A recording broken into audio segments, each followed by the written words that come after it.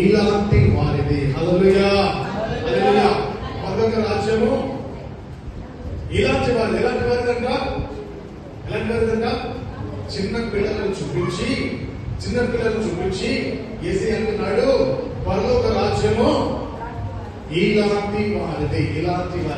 అంటే మనం అందరం కూడా మార్పు నుండి రూపాంతరం చెంది ఎలా అయిపోవాలంట? ఎలా అయిపోవాలి? చిన్న బిడ్డల వల్లే మారిపోవాలంట. అంటే మన సైజు తగ్గిపోవాలి, మన వయసు తగ్గిపోవాలని కాదు. మన సైజు తగ్గిపోవాలి, మన వయసు తగ్గిపోవాలని కాదు.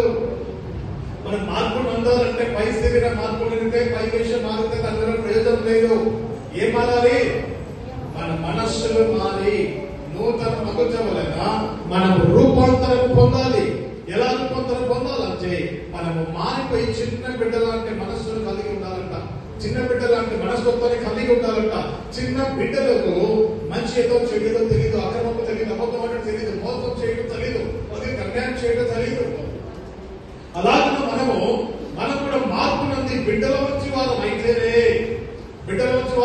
కానీ పరలోక రాజ్యంలో మనము ప్రవేశింపమని దేవుని వాక్యంలో మనకు